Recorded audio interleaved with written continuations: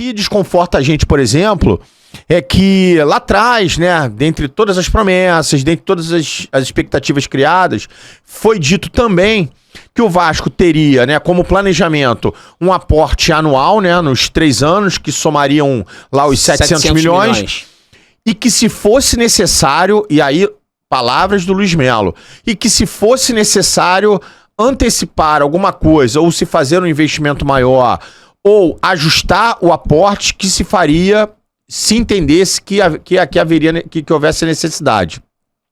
E a gente está vendo agora uma queda de braço interno em que tem um aporte para acontecer em agosto ou setembro, em que a gente está vendo uma dificuldade enorme de que esse aporte seja antecipado em 3 meses. Não faz sentido não ter esse aporte, não, né, cara? Sentido. Porque vai se aportar lá com a janela fechada?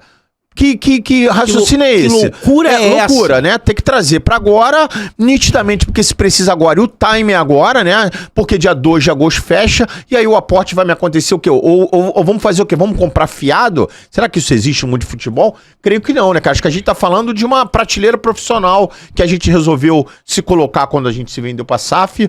Então, como a gente está se colocando numa prateleira profissional, né, que é diferente dos anos anteriores que a gente batia muito como amadorismo, se a gente está numa prateleira profissional agora, se há uma necessidade de aporte para poder casar com o cronograma e com a linha do tempo de contratação, ela tem que ser antecipada não só por uma questão que de janela, como uma questão da necessidade. Então, o que eu tô querendo dizer é o seguinte, mesmo que o clube estivesse indo bem, a hora de se gastar o dinheiro é até 2 de agosto. Exato. Então, ou seja, não faz sentido nenhum, mesmo se o time estivesse performando bem, que a gente estivesse falando de um planejamento de aporte para setembro. Isso não casa com o cronograma, com a linha do tempo de contratação. Então, independente se o Vasco tá bem ou mal, como ele está agora, o aporte ele tem que ser casado com o time, né? Agora, Marques, sabe o que eu acho engraçado?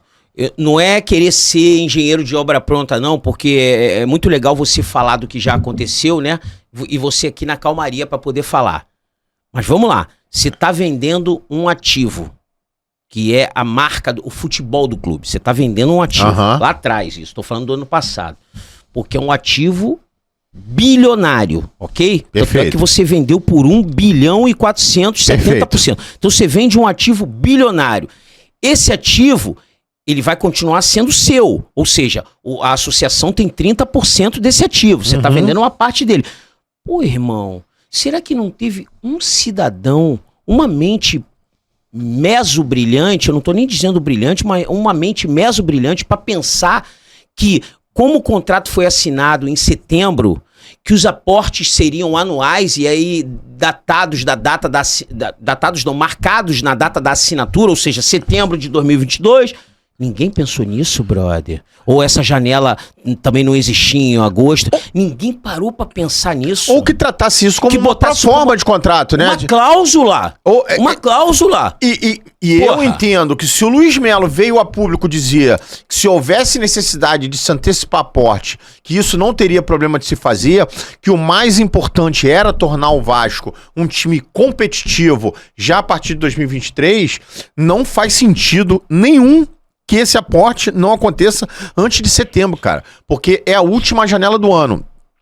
Ou a gente investe agora, ou a gente qualifica o elenco, ou a gente traz a peça que a gente precisa, ou em setembro, sabe o que vai acontecer? Vai o Vasco morrer com 120 milhões debaixo do braço jogando mal. Perfeito. Olha